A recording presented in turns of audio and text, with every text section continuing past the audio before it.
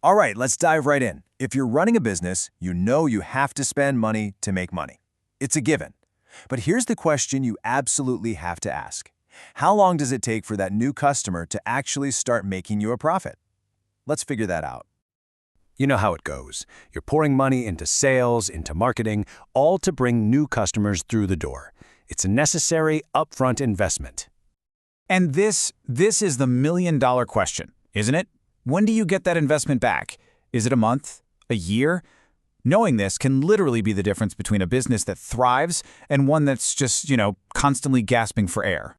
Now, on the surface, the math seems so easy. You're probably thinking, okay, look, if it costs me $100 to get a customer and they pay me $10 a month, boom, 10 months, I'm profitable. It just makes sense, right? It feels right. Well, as our source material says so perfectly, nope, not even close. That simple math is actually pretty dangerous because it's missing a huge piece of the puzzle. If you rely on that, you could be making some really bad assumptions about your company's health. So let's define what we're really talking about. It's called the time to payback customer acquisition cost. And the key here is that it's the number of months it takes to earn back everything, not just the marketing spend, but the ongoing cost to actually serve that customer. So, if the simple math is wrong, what's the right way to do it?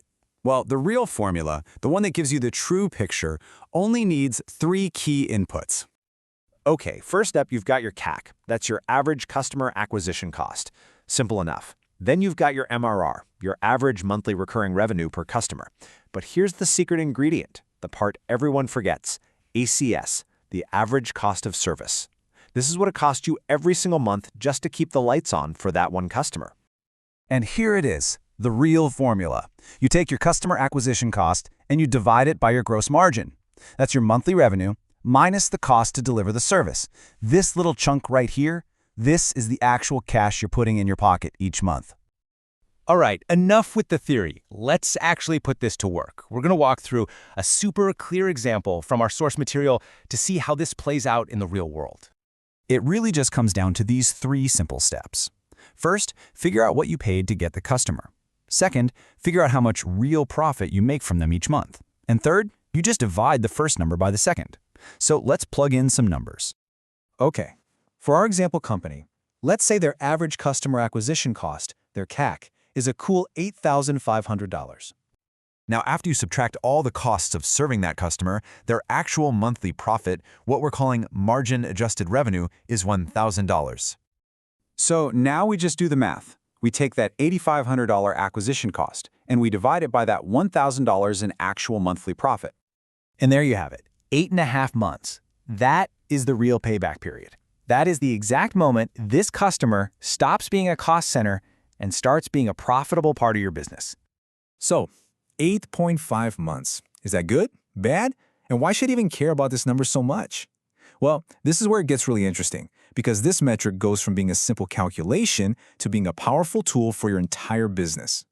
This number is vital because it's not just about if you'll make money, it's about when.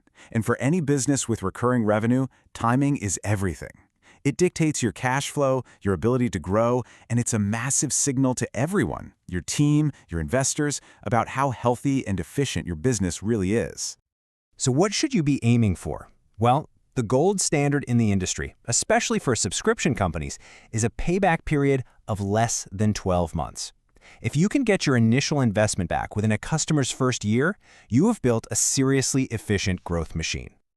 Okay, let's bring it all home. If you only remember one thing from all of this, what should it be? It's this, right here. Building a great business isn't just about growth at all costs.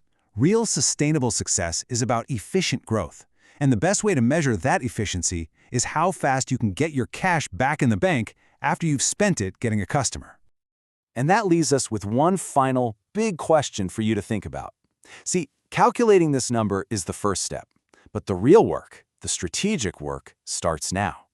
Now that you know your number, how are you going to shorten it? Are you going to lower your acquisition costs? Or maybe find ways to increase the monthly profit from each customer? That decision, that's what's really going to drive your business forward.